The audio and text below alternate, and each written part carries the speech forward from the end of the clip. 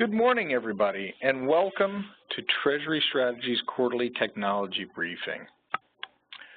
I'm joined today, this is Jeff DiOrio, I'm joined today with some special guests. We have industry specialists Linda Haddad from Bank of America and Bob Stark from Kyriba. A couple of things before we get going. This will be a 45-minute presentation. And when we're done, if you weren't able to hear the whole thing or attend the whole conference, we will have it posted up on the website. You can also send messages to us questions that we will answer as we move on. We have a lot of really good information for you today, so I'm just going to jump right in. Okay, our agenda for today is to go over recommendations. Last time, we discussed defining your risks and putting in a plan to address those risks and mitigate them. Today we're going to discuss specific areas to focus on and recommendations from both Kyriba, Bank of America, as well as TSI.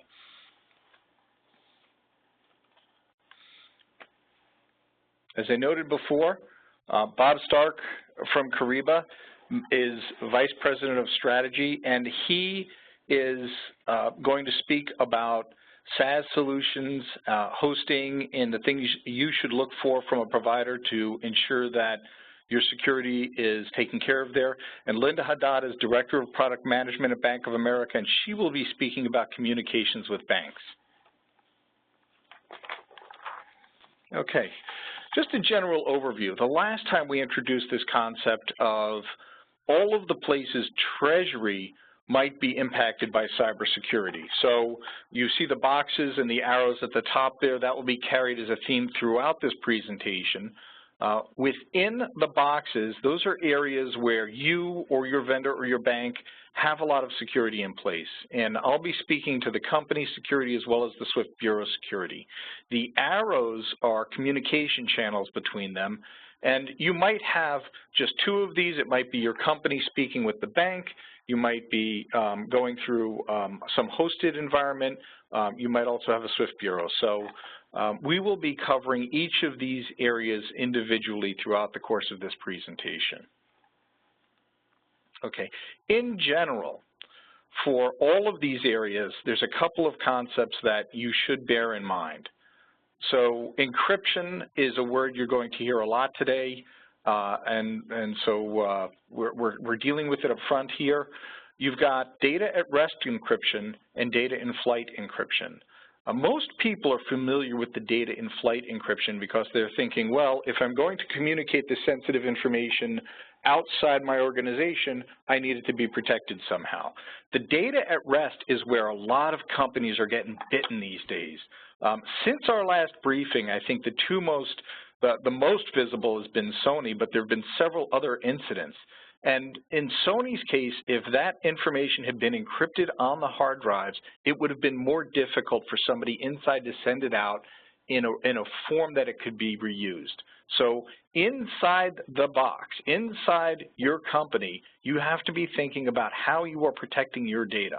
And it's a fair enough question to ask your hosting provider or your SWIFT Bureau if your data at rest is encrypted as well. And we will get into the details of that as we move on. Verification. Verification is something Bob was talking to me about. And verification is allowing you to know that what you believe you sent was in fact received in its original form. So looking at acknowledgments, looking at confirmations, having a monitoring tool, all of these things are very important for you when you're considering your plan for protecting against cyber risks.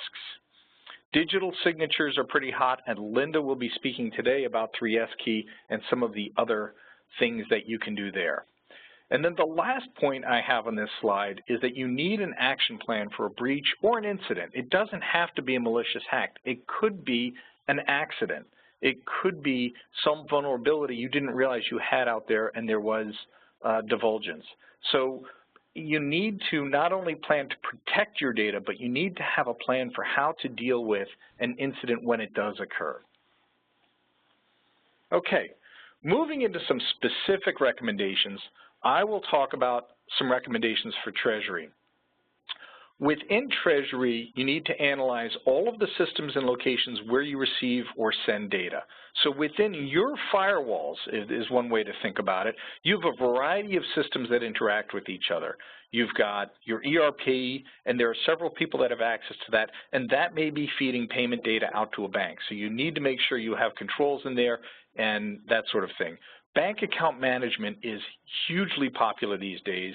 A lot of the reporting has caused people to want to put good BAM or EBAM systems in, and there's a lot of very, very sensitive information in there. So not only does that information need to be controlled, because it not only includes your account information, but if you're doing FBAR reporting, it could also include an awful lot of personal information. So that needs to be protected. It needs to be encrypted. When that database is shut down for the night, the database needs to be encrypted. And I can tell you last year we helped a client move off of an internally developed bank account management database onto a newer one, and the newer one had much, much better controls, and it's one of the reasons they went with it. So that's something else to think of. Another example is you've got people who are inputting forecasts into your systems.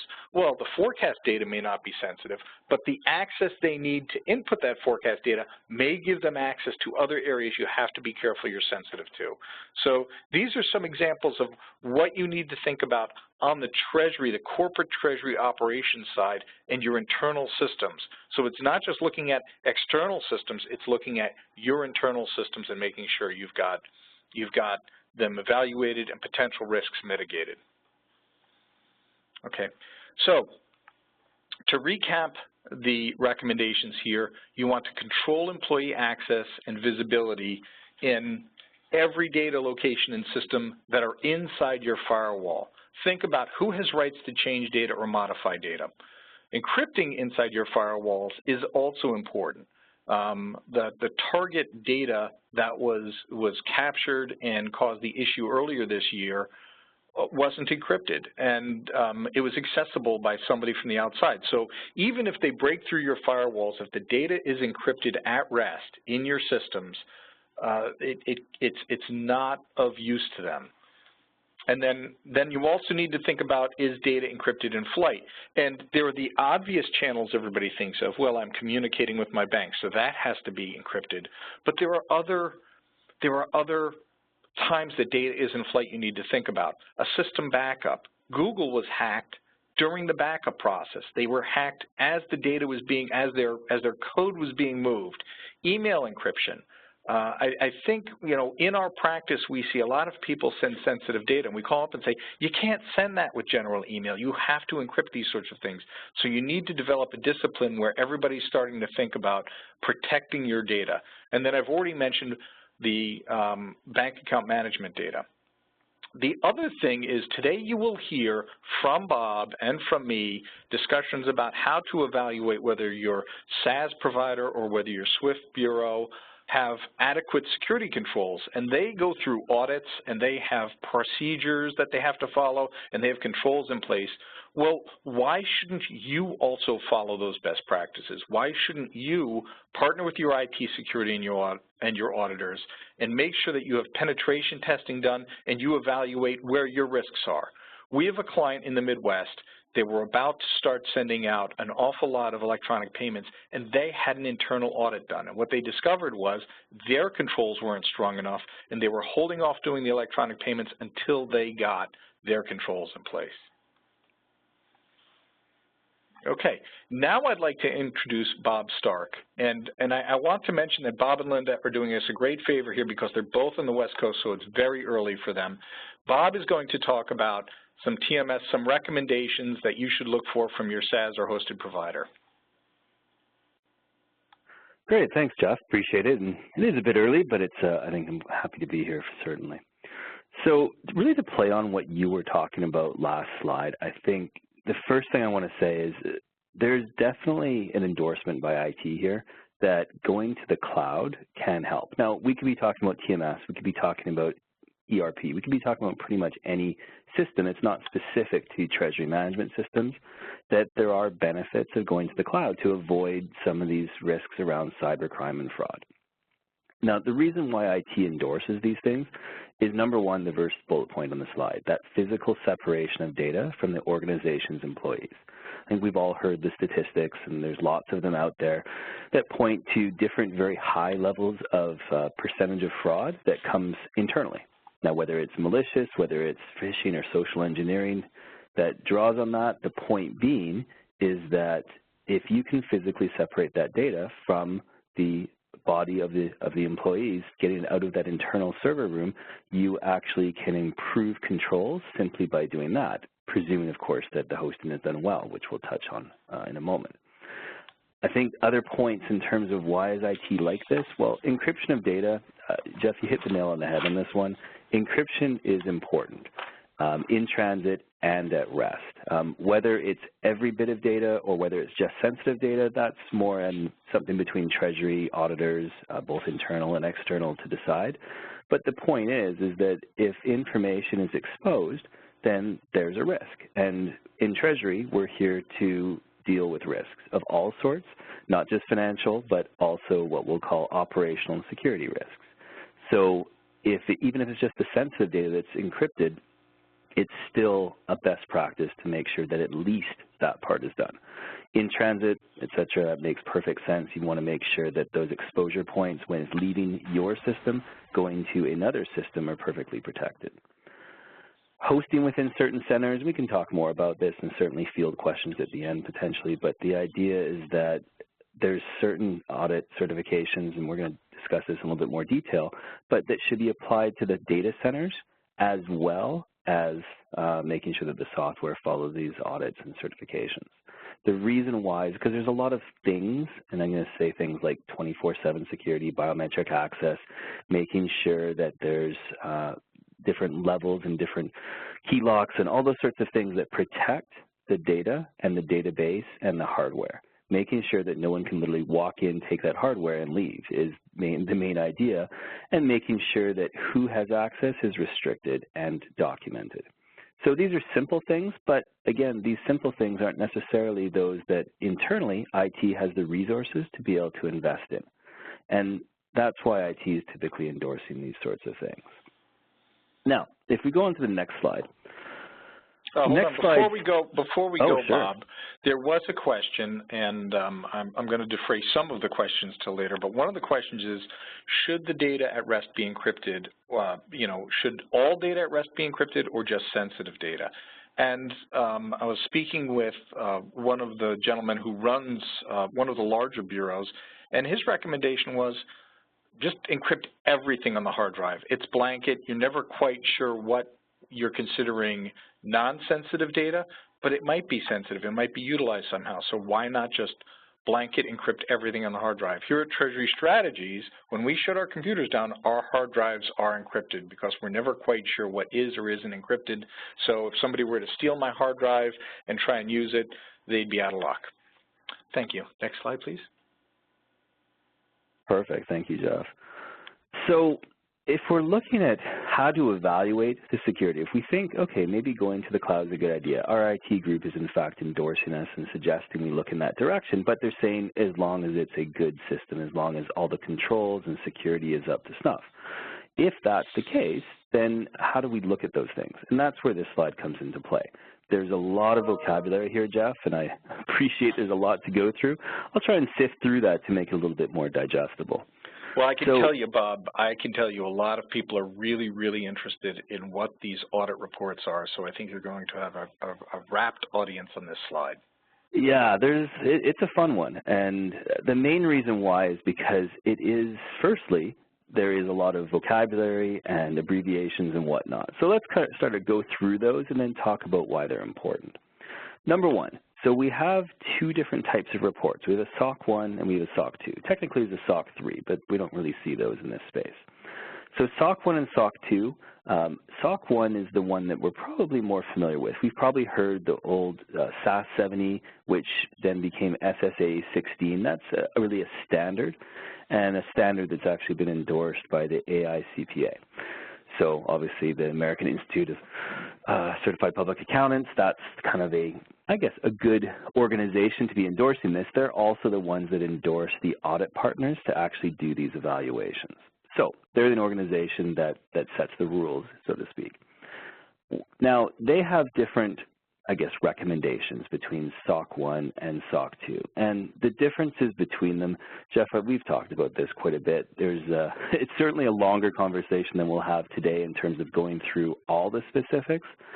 But what you have is between SOC 1 and SOC 2 is really a difference of comprehensiveness. SOC 1 was kind of originally meant to be for service organizations, so to assess the controls of service organizations. Now, you can say, okay, service organization means that software is a service. It sounds about the same thing. But in most cases, software providers, the intent was that they would do SOC 2. There's different schools of thought on this. Different organizations think differently in terms of, well, we're technically a service organization, or we're more of a software provider and we're providing information systems. So, as I said, I'm not going to try and weigh in one way or the other because, again, it comes down to, just like the need for encryption, it comes down to the agreement between Treasury and your internal and your external auditors. That's really the best decision-making point for any organization. However, you're going to find that even the AICPA, their recommendation for SaaS and cloud vendors that are providing information systems as a service was to do the SOC 2. And there's different trusted principles. The comprehensiveness really falls into things like security, availability, confidentiality, privacy, as well as integrity of the data. So you can appreciate that just by saying those things, that those are things that we probably want to be able to have assessed by a third party to be able to ensure that whom we're hosting with is doing all the right things to meet our internal standards and give us comfort that the information is protected, that the organization is doing the right things to allow availability, performance, and security. So I know there's a lot more we could go through, Jeff, but at a high level, there are differences between SOC 1 and SOC 2. It's not like one's necessarily better or worse than the other. It really depends on the organization, and maybe the internal IT has some voice in terms of what they'd prefer to see because, and this goes to the very first bullet point on this slide, involving IT in that evaluation makes it a little bit easier because this is the kind of vocabulary they speak every day.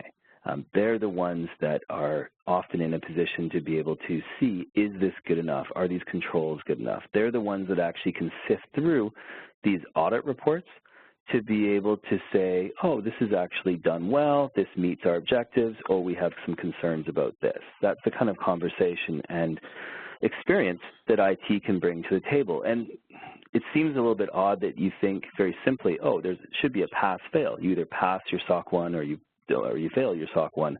But that's not really the way these reports are done. They're long, very encompassing documents that really just speak to the auditor's opinion of how well the controls were met. And when it's done that way, if you know what you're looking for, then you can see, okay, that makes sense, or there's some issues here, but it's not a pass-fail kind of scenario. So in Treasury, it's very difficult for us to evaluate, is this a good thing or not. The other thing to make sure, and there's the last bullet point in this slide, is that there's this difference between Type 1 and Type 2 reports. So there's a SOC 1, Type 1, a SOC 1, Type 2, SOC 2, Type 1, SOC 2, Type 2. I know that part just gets confusing. It's kind of a mouthful to say. But the big difference is that, among a few other differences, the biggest difference is Type 1 means it's at a point in time. Type 2 means it's over a period of time, and typically that period is going to be like 12 months as an example. So a report could be written in January, but the testing period was the prior January through the end of December as an example. So it's very rare that a Type 1 report would be accepted by an internal IT or internal audit, and hence you in Treasury, because it really doesn't give the whole picture. It just gives a picture as of right now, but generally you're looking for a picture over a period of time to make sure that all the nuances, all the possible scenarios that could be tested against were seen and evaluated. So I know, Jeff, that's quite a bit to go through, but hopefully the main idea is that there's different levels of audit reporting, and then there's different types of reports in terms of the comprehensiveness and the period of time that those can be evaluated on. That's great, Bob. And I can tell you, in prior jobs I've had, I've managed these audits or been a part of them, and they're very comprehensive. And your last point here, penetration testing, that's one of the fun ones. That's where the black hats get to come in and try and break what you've done, right?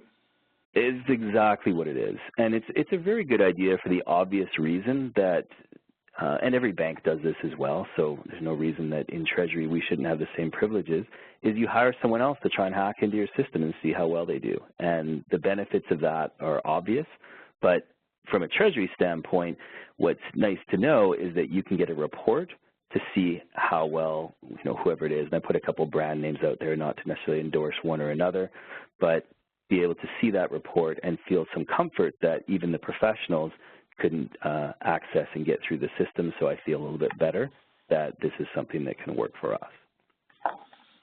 Great. All right, so into the next slide. Now, this is an interesting one.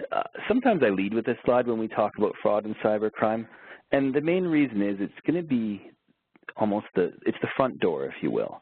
And what we're talking about here is passwords and easy access to the system. So all these different fraudulent attempts that we hear in the news, a lot of them are because there was weak password controls or weak access controls. And when we say weak, I think we all know what a weak user ID and password. I mean, if we use our Gmail or a Hotmail or a variety of websites, it tells us weak, acceptable, strong, as an example, even when you're just changing your password. So you kind of get the idea already. We're trained to think, okay, we need to think stronger. We need complex passwords. Well, a complex password along with a user ID just isn't really sufficient. And the best practice is to use multiple components, multiple layers, multiple options. So a couple of these are listed here, and it's not to say that these are the ones per se, but your very complex user password, not something like Bob123, that's not a good idea of a password, but something that allows resets, timeouts, not being able to use your same great password that your go-to one that you use every time, not being able to use that again and again and again. You have to have that timed out for a period of time. Those are the obvious ones that I think we all know. The ones that we don't necessarily think about every time are ones like virtual keypads, dual-factor or two-factor authentication, IP filtering, and the VPN tunnel. I'm going to focus on the last three because those are the ones that we see most commonly in Treasury. So two-factor authentication, otherwise known as dual-factor authentication, that's one that probably most people have some familiarity with because anytime we're logging into our bank portals, we have these tokens. If we have lots of banks, we have lots of tokens. We all know the drill on how that works. But it is a good practice because these, whether it's a device or more commonly what a lot of software providers will do is actually utilize a device that's always near you no matter what, such as your smartphone. So using like text message or SMS technology is very common. You can use sometimes USB keys like YubiKey as an example, but whatever the device, the point with this is that you enter in your user ID, you enter in your password, and you're prompted for a second password, which is this randomly generated key on the device, either on the device that you have or sent to your smartphone as an example. So the idea behind this is that even if someone steals or figures out your user ID and password, they need this device, this second key, to be able to get into the system. That's a very strong password control. It's highly recommended in every instance, whether we're using our email or we're using our treasury management system or ERP or whatever system we plan to use in the cloud. The fact is this is a really good idea because the easiest way to hack software is with that simple one user ID, one password, no dual factor. Now, that dual factor can be in combination with some other things. So there's things like IP filtering. What that means, it may be obvious by the way it's written, but IP filtering is when you restrict to either a specific IP address, i.e. just your computer, or maybe a series of IP addresses which might represent your Treasury team as an example and all the devices that you have within Treasury. Whatever the, I guess we'll call it the strategy for that, the point is that if you do something like IP filtering or you set up a specific VPN, which is just a virtual private network between the hosting provider Treasury hosting provider in this case, and your organization, if you do that in combination with two-factor authentication, you cover all your bases.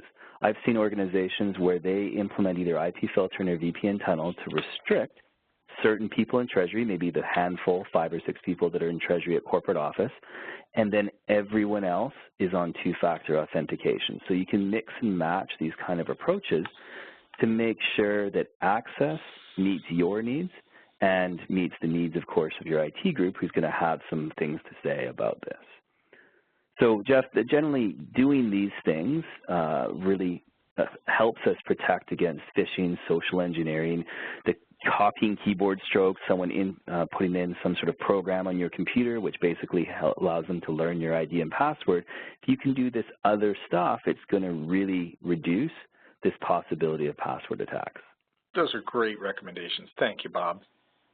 Yeah, no problem at all. Now, that's the fun stuff and the ones that maybe not all of us are familiar with. I think when we look at this slide, most of us are going to be pretty familiar with this idea of separation of duties and controls. But it should still be mentioned that these are really good ideas. No, and not necessarily just for payments. I'm going to talk mostly about payments for the next minute here, but the idea is that EBAM is another example. Like the control of your bank accounts is honestly just as important as control of your payments, although the payments is the one that we generally key in on. So simple things like dual authorization, important. Standardization of your approval workflow. This is one that, and Jeff, we talked about this a lot. This idea that making sure that all of your payments you have across all of your banks, that they're standardized in terms of the controls that you put on are going to be important, because any time that there's an exception, that creates an opportunity for fraud or cybercrime, and you just don't want to have that. You don't want to have some payments are manually initiated or some payments can be done by email as long as the CFO says it's okay. Those are the sorts of scenarios that can be preyed upon and exploited, and we want to obviously avoid those for everybody. The other thing, and I won't talk a lot about it because I know Linda has good things to say about this, but making sure that where it's possible, having authenticating your payments with digital signatures. So Swift 3S key is the most prominent example of that. Not every bank supports that. Fortunately, Linda's from Bank of America, and they do. But it's a really good idea to be able to use this internally as a digital signature within your own payment workflows before it's sent to the bank, but also to be able to authenticate those payments so that the bank knows, oh, it came from so-and-so, and they can authenticate, match that up as if it was like the old signature card that they look up when you walk into a bank branch. It's the same concept, except obviously a digital version of that, and it's a really, really good idea in addition to making sure your internal workflows are strong and consistent across all of your types of payments. That's great, Bob. So in the interest of time, I'd like to move on to our recommendations around SWIFT bureaus. Now, Bob's already hit a number of items, so I'm not going to recap them. I don't think I could give the SSA 16, the SOC 1 or 2 the same justice he did. But I'll talk about the other items. So the communications, as Bob had noted, for your hosting provider, the same sort of thing is required if you're communicating either with the SWIFT Service Bureau or, you know, one of the other avenues for connecting with SWIFT. And we consider SWIFT's Alliance Lite 2 product to be another bureau. So it's an access method for you to get into the SWIFT network, and you should be expecting many of these things we're talking about here for that offering as well. So I think we've beaten data at rest to death, but it should be encrypted. There are audits, and there is also, in the case of a SWIFT bureau, there is a SWIFT certification that SWIFT itself provides. So you should be looking for the audits, and you can look for the summary page. They may not be able to give you everything, but you should be looking for at least the summary page. There's also ISO audits that many of the bureaus go through, and then there's the SWIFT certifications. And those are important because SWIFT makes sure that all of their standards are adhered to and that the organizations have enough talent on site to be able to provide you the services that SWIFT needs provided. Another concept here is to see if they have a dedicated information security team and to look at their documented standards. And they may not be able to share all of them with you because some of that is a little proprietary, but you can at least see the summaries And again, like Bob noted earlier, your IT group can help you with this. Network penetration tests, I can tell you I've been through a few of them, and we thought we were fantastic when we did them, and they found something. So it was a little embarrassing, but it was great because we found the holes and we plugged them. And then there's another concept here, which is make sure that they have a critical mass of technical, operational, not just SWIFT expertise, but also that they've got teams that really understand how to run these things and how to promote changes to them. Once a year, there's a very big process for applying the new SWIFT fixes, the enhancements to the system, and they have to go through a very rigorous process of making sure nothing gets broken while they put that in place. So you want to make sure that they've got those kinds of chops when you're evaluating them. Okay, there are some other operational best practices, and these apply to more than just SWIFT bureaus. Intrusion detection systems. These are systems that are in place at the provider that will let them know if somebody's hacking them. And a data loss prevention. This is something I think a lot of us are starting to experience now, and we find it a little annoying, like you can't put a thumb drive into your corporate laptop anymore because they don't want you to take corporate data out of the building. And software that protects data from being sent out. I was working with a very good fund manager a few years ago and was really surprised at how thorough they had this down. They actually had a zero tolerance policy that said, if you send sensitive information out of this company, you no longer work here. And I saw it happen. It was kind of brutal, but it was great because there was such a focus on protecting their data and everybody understood it. So I would say not just the SWIFT Bureau should have this, but even within your own organization, you should consider this. Active monitoring and alerts. And in the case of a SWIFT Bureau, having the client, having you be able to see the traffic and monitor what's going on so it's not a mystery to you. And then the final point here is understanding the liability and indemnification coverage, because they have it. They have liability and indemnification coverage, but you may want more. So it's good to understand that. Now I would like to introduce Ms. Linda Haddad, and we're going to switch over to her presentation on bank communications security. All right, thanks, Jeff. And I'll go quickly through it. I know Jeff and Bob really covered some of the tools and some of the things, practices that you can do on your side and within your Treasury management system and your SWIFT Bureau. But I'm going to cover what are the things you should talk to your bank about, what tools can the bank help you with, specifically around payments fraud. So go ahead and change the slides for me, please.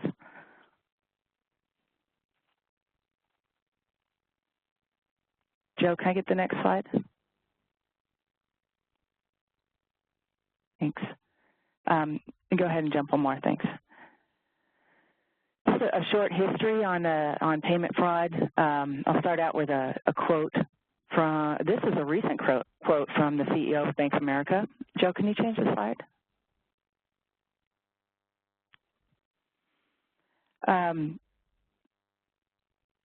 Okay, well, we'll go through it anyway. Okay, what he says, as the payment system has changed from cash to checks to credit cards to digital, security continues to be the industry's first priority. What's encouraging is the system gets more secure with more innovation and technical advancement. And the reason I throw that out here is that, you know, this was quoted in an article just yesterday, so it is top of mind at the bank. And definitely a lot of attention and effort being put towards this. And if you think about how banks have tried to stay ahead of the criminals in this game, back in the beginning when there were cash and checks were more prevalent, you know, the criminals, it was a high-risk game for them, right? It was a physical device that they had to show their face in order to commit the crime. It was low technology. They didn't have to have any specific skills or technology knowledge, and the dollar amount that they can typically get away with was fairly low because you're talking about checks. So that was in the beginning. So it was high risk but low payout at the end for a criminal. But as we move into the and I'll say that at that time banks really did get together and come up with these great tools. You might remember Positive Pay for checks.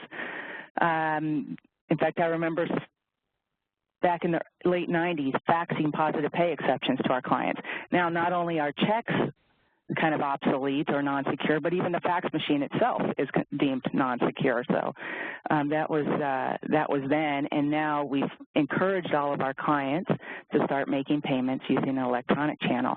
And so then, ACH came around, we developed ACH positive pay, but now we're going more into bulk payment files through data transmission, and the risk for a criminal is a little bit lower because you can hack something anonymously.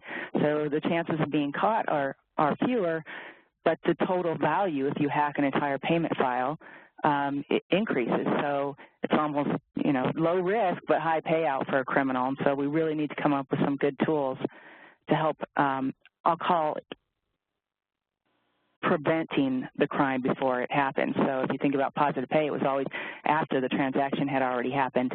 Then we would, credit your account back. But in today's world, what we're trying to do is prevent it from even being accessed or happening in the first place. This is great stuff, Linda. I think everybody on the phone, understands this is the juicy part of of the presentations. Everyone's concerned about where's the money going and is it safe and secure. And I know Bank of America is very concerned about it. And I like the history here because as criminals have gotten better, you've come out with ways to foil them, and but they continue to try. So I think this is a very key area, and now that we are so electronic in how we do things, it's very important to make sure that all the best standards are adhered to because, as you point out here, a loss could be a much bigger loss than it could be in the past. Exactly. So if we go to the next slide, I'll talk about some of the things, this is a list. I'm not going to go over all of them, obviously, but these are things you can talk to your bank about. If the way I've kind of separated this on the screen is transmission security. This is the security of your data and your payment files while it's in transit. I know Jeff talked about that. Specifically, if you look at the two middle bullets, use a secure transmission channel. SWIFT corporate access. SWIFT is a highly secure channel. A lot of our multi-bank and bigger clients are joining SWIFT, and I think it's even coming down in the market to commercial level clients as well. And then the second bullet on there, use notifications about your file receipt. I know Bob talked a lot about that.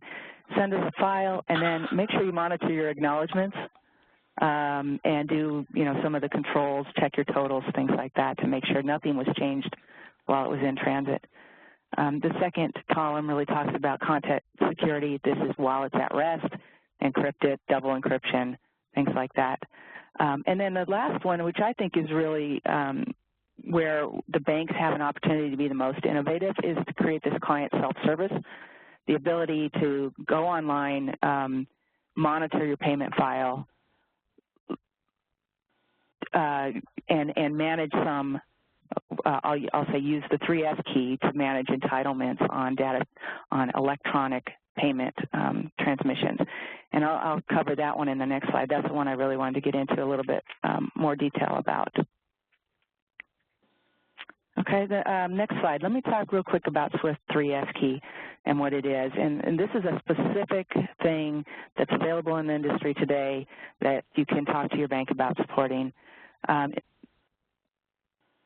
When a number of corporates are now on SWIFT, have joined SWIFT and use that as a connectivity channel, at the same time they're using a standard format, using the ISO XML. That's the big standard format right now. So the industry trend really has been give me a bank-agnostic connectivity channel called SWIFT, a bank-agnostic format called ISO XML. And so this SWIFT has built out a SWIFT 3S key. Again, it's a bank-agnostic solution. It's their solution that has been designed to work with any bank who's willing to build to it or to accept it. So some of the current challenges that our companies are facing, internal fraud is becoming more prevalent. If you think about it, even in the first slide, I said you had to have some, in order to commit fraud against an electronic payment, you needed to have some technology. Well, people are a lot smarter, and the technology is available to us now right at our fingertips. And so it is easier not just for our external criminals, but anybody internally with the knowledge to commit fraud against data transmissions and electronic payments. We talked about the compliance and risks. That's dictating you have stronger controls around your data. And then the third bullet I'll hit on is that right now there's a lot of proprietary bank solutions for security and authentication. So there's probably a number of you out there who use USB or thumb drives to access your different bank portals. What 3S Key and what SWIFT tried to do with 3S Key is to create a single USB token device that can be used to authenticate you with all of your banks, so any bank who adopts it. So imagine reducing the number of physical devices that you walk around with. Yes, I think most corporate treasuries, Linda, in the cash management area, they have a bag of dongles that they use to get into their different banks. So this could be a pretty nice add there. Right. So if I go to the next slide, which is really my last slide, I'll talk about what the potential is. So SWIFT developed this key in a response to a need of corporates who would approach them and said, hey, you know, here's our problem. We don't want to carry all these keys around. Help us out. And SWIFT really developed, I'll call it an extremely flexible device. So all within the same device, it has the capability to do a number of things. That device, first of all, is issued to an individual at an individual level within your company. So today when a company sends a data transmission payment file to Bank of America, typically we'd only be able to authenticate that it came from that company, right? The fact that these keys are issued to individuals within the company, we can start to differentiate who within the company sent that payment file. Okay, so if you think about it, if Bob and Jeff work for the same company, without 3S Key, we'd get a file, we'd authenticate that it came from the company. But now if they want to do segregation of duties and say Jeff's allowed to send a payment file to Bank of America but not Bob, then by using a 3S Key or an individual level digital identity and signing the payment file to Bank of America, we can accept the file from Jeff but not accept it from Bob. So that's what some of the potential that 3S Key gives to the industry. So built in within this device is the ability to authenticate the source at the individual level, so Jeff versus Bob. The device also can secure the content, and that means when you sign it with this 3S Key, think of it as a seal. It's sealing the entire payment file, and if it's ever tampered with while in transit, that seal is broken, and therefore it's going to be deemed bad by the bank and rejected. So it secures the content. The other potential capabilities that 3S Key is built for is it carries Jeff and Bob's digital signature, and in theory that could be used to support e-signature technology to create a legally binding digital signature in an electronic world. So imagine getting rid of all the need for wet signatures. And then finally, entitlements. Again, because we can identify the individual in a company, we could allow companies to do specific entitlements. So maybe Jeff can sign a payment file to Bank of America, but Bob can't, or Jeff can sign a payment file as long as it doesn't exceed $1 million. If it exceeds $1 million, then Jeff and Bob both need to apply their digital identity tokens to it. So what the entitlement piece is, and this is the one I'm probably the most excited about, gives us is similar functionality that you have today through a bank portal system where you can entitle your employees to certain modules within the portal, but also to certain dollar amounts for payments. Having this key at the individual level allows us to, it gives us the capability eventually to have similar entitlement functionality in a data transmission or electronic world. So that about summarizes what 3S Key is, and I'm going to turn it back over to Jeff because we're on a summary slide, and we'll close it down. Oh, thank you so much, Linda and Bob. I really appreciate it. Bob, sorry Linda threw you off the island there at the end, but I think, 3S Key is one example. In summary, and I realize we're at the end of the session, so look at all of the components, partners, and communication channels you have. You can download this presentation. You can also, of course, reach out to us. I've provided our emails on the presentation. Develop an action plan. We touched on this last time. Understand liability and insurance. We've had a client that went ahead and got a rider. They felt that they needed a larger umbrella, and we've got other clients that are reaching out to get cyber insurance to augment in case a breach does happen. And then finally, the last point, bring in a specialist. As part of doing our best practices assessment these days, we will actually review whether there are any exposures. So we've incorporated this into some things we do. There are firms out there that specifically can be brought in. So at the end of this presentation, we will send out to all of you again who attended a link to the download, and of course, do please reach out to us. And I want to thank you, and given the time of year it is, I also want to wish all of you very happy holidays. Thank you so much.